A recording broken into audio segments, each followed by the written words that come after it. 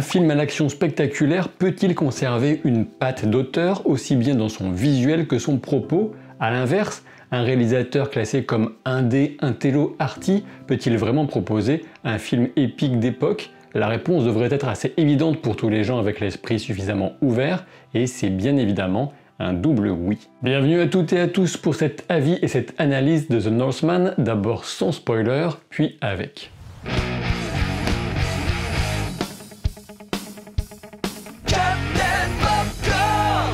The Northman s'inspire de l'histoire qui a indirectement inspiré Hamlet à Shakespeare.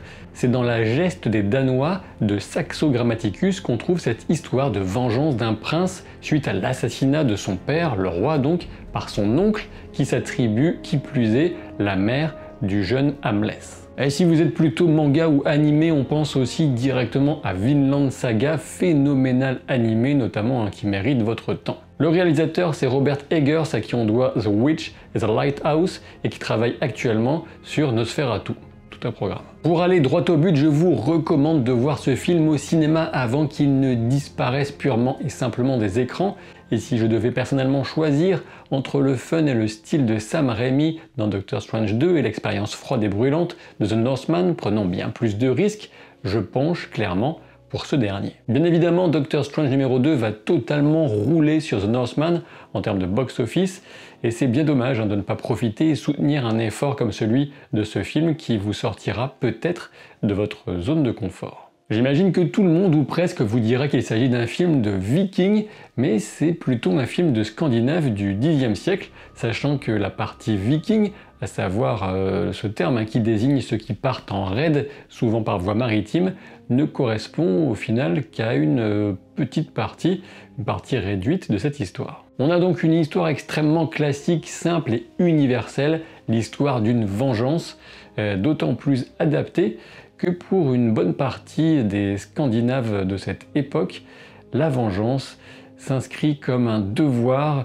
qui est dans le prolongement d'un fonctionnement social appuyé sur l'honneur, qui est vraiment essentiel. Robert Eggers a volontairement choisi une histoire très simple et non pas simpliste, attention, L'intérêt du film réside d'une part dans la façon de filmer cette histoire, mais aussi dans le regard que l'auteur va porter sur l'aspect moral et mystique des choix de ses personnages. De mon point de vue, critiquer ce film pour son scénario jugé trop simple n'a que peu de sens, même si en effet on est sur une forme de linéarité totalement assumée, sachant que les surprises proviendront de l'expérience sensorielle avant tout. Le passage d'Hamlet à l'âge adulte sera le plus brutal qu'on puisse imaginer, et durant tout le film ou presque, il tentera de punir ceux qui ont rompu l'ordre naturel des choses, ou du moins ce qu'il a toujours considéré comme tel. En cela, il sera aidé à diverses reprises par des forces surnaturelles ou par sa foi envers de telles forces, à commencer par Odin et ceux qui parlent en son nom. C'est loin d'être la seule, mais la principale qualité du film réside sans doute dans la force évocatrice de son visuel, un visuel qui passe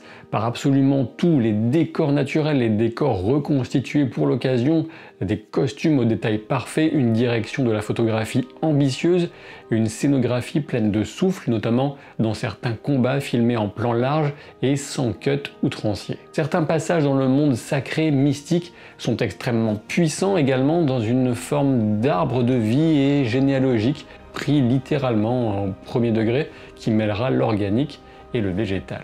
Pour revenir à la photographie, à la scénographie, à la composition des plans, on sait que Robert Eggers a une vision très claire du film qu'il veut obtenir, et il l'obtient la plupart du temps avec une seule caméra. Il y a énormément du film qui est obtenu lors du tournage, et même si l'aspect de montage reste important comme dans tous les films, eh bien il ne va pas l'utiliser pour masquer certaines faiblesses lors du tournage. Et pour tout ça, il faut remercier notamment Jarin Blaschke, directeur de la photographie, pour l'obtention d'un tel résultat. Un village entier construit précisément comme à l'époque, des navires longs charpentés, des armes forgées, des costumes cousu et brodé, je peux vous dire qu'on voit les 90 millions de budget à l'écran et pas dans des effets numériques évidents qui viendraient desservir l'ensemble. Sur l'aspect de la précision historique notamment, je vous renvoie à l'excellente vidéo de l'excellent Thibaut Icarius de la chaîne Histoire Appliquée. C'est simple, comme Eggers l'explique dans un making-of, il voulait des répliques de musée et cette demande plutôt inhabituelle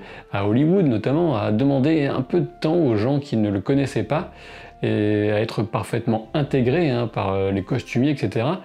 Et pas question d'inventer un truc cool avec un dragon parce que ça fait joli, contrairement à ce que pourraient demander la plupart des réalisateurs. Comme le dit Ethan Hawke, si un détail est insignifiant, sans doute 1000 détails attirent à l'excellence et jouer dans un tel contexte devient bien plus aisé et naturel que face à un écran vert qui est bien froid malheureusement. Et comme le dit Anya Taylor-Joy, on se retrouve avec un film viscéral, cru et brutalement beau.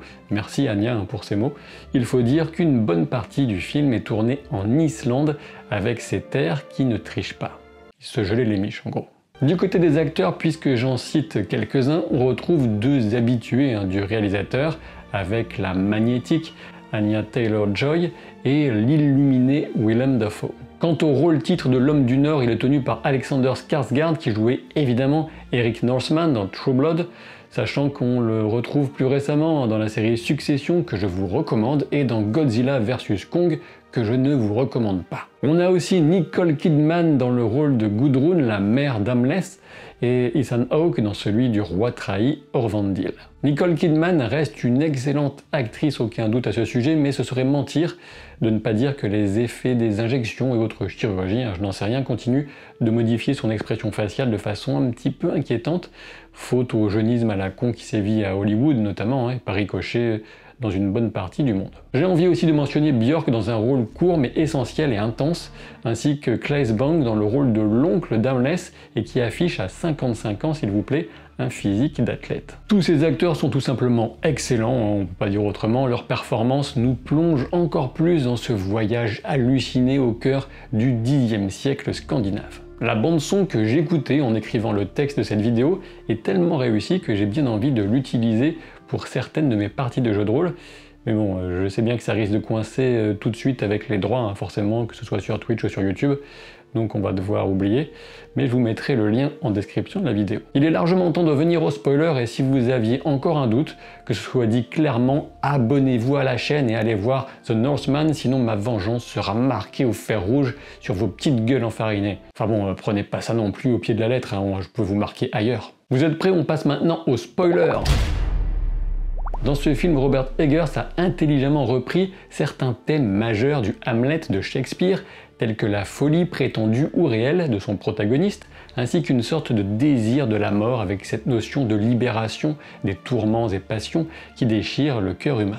Alors qu'il avait perdu le sens de ce qui faisait de lui un humain, restant du côté animal en embrassant la transe guerrière des berserkers, Hamlet choisit ensuite de devenir l'esclave de sa propre haine et d'un destin prédéfini, par définition, auquel il croit dur comme fer. Ce qui est intéressant aussi, c'est que le film ne tranchera jamais entre folie ou stratégie, surnaturelle, hallucination, conviction personnelle et véritable intercession divine. Certes, tout le scénario nous est annoncé d'avance par la devineresse incarnée par Björk dans les ruines du village russe. Mais c'est justement le choix du anti-héros de se vouer corps et âme à cette quête de haine vengeresse qui scelle son destin comme une sorte de prédiction auto-réalisatrice. Oui, c'est un terme d'économie, mais ça fonctionne quand même. On pourrait presque prendre le film comme une œuvre de fantasy avec ses personnages qui croient en la magie et ce monde sacré qui s'exprime à diverses reprises dans des scènes magnifiques. Les rituels, le sang, les corps découpés et exposés, j'ai parfois eu comme l'impression de me retrouver dans la série Hannibal des grands jours sur le visuel du morbide. Alors effectivement, si vous n'avez pas le cœur un petit peu accroché, ça peut vaguement vous choquer. Du Hamlet de Shakespeare, on retrouve aussi la tête, le crâne, ici celui du fou qui assure l'intercession avec le monde du sacré lors de la cérémonie de passage. Il est intéressant de remarquer que le spirituel aide Hamlet car le monde divin s'oppose généralement à la rupture de l'ordre établi dans le monde matériel, et puis après tout, la lignée de roi doit reprendre. Pour revenir à Hamlet de Shakespeare, la notion d'inceste aussi est reprise dans le film. Elle est présente dans le remariage avec l'oncle, mais elle est ici poussée plus loin quand Gudrun va proposer l'impensable à son fils. On a bien évidemment un parallèle entre le destin de la reine et celui d'Olga. L'une aurait pu devenir l'autre, on peut voir en Olga celle que Gudrun aurait pu rêver devenir et peut-être un petit peu de l'inverse. Olga est davantage maîtresse de son destin sans doute, mais celui de l'homme qu'elle aime le lui enlève bien cruellement. Quoi qu'il en soit, Hamlet était déjà mort au moment où la devineresse lui promettait la Valheule, et d'autant plus après avoir vu la Valkyrie avant même que sa mort ne survienne vraiment. Au sujet de cette Valkyrie, elle semble décalée avec une esthétique wagnérienne, comme le souligne Thibaut dans sa vidéo sur Histoire appliquée, mais attention, puisqu'elle arbore des dents creusées et décorées, ce ne sont pas du tout des bagues d'appareillage dentaire qui seraient volontairement anachroniques. En effet, il faut savoir que certains Scandinaves de l'époque se livraient à cette douloureuse sculpture des dents par souci esthétique ou sans doute aussi pour impressionner davantage leurs interlocuteurs ou adversaires. J'ai beaucoup apprécié que le cinéaste ne présente pas de jugement préparé d'avance pour un visionnage de type micro-ondes. En effet, il présente les choix, le contexte et nous laisse décider de ce qu'on pense de cet homme et de son parcours pour le moins sanglant. Quant à Hamlet, il trouve une forme de paix intérieure et rêve de son passage glorieux dans l'au-delà, accueilli par l'image de la nouvelle famille qu'il a pu se construire malgré sa haine. Il est essentiel de souligner que le film n'est en aucun cas une glorification de la puissance viriliste ou de la violence. L'histoire ne masque ni l'horreur ni la splendeur de ce qui faisait une partie de la culture de ces gens à cette époque.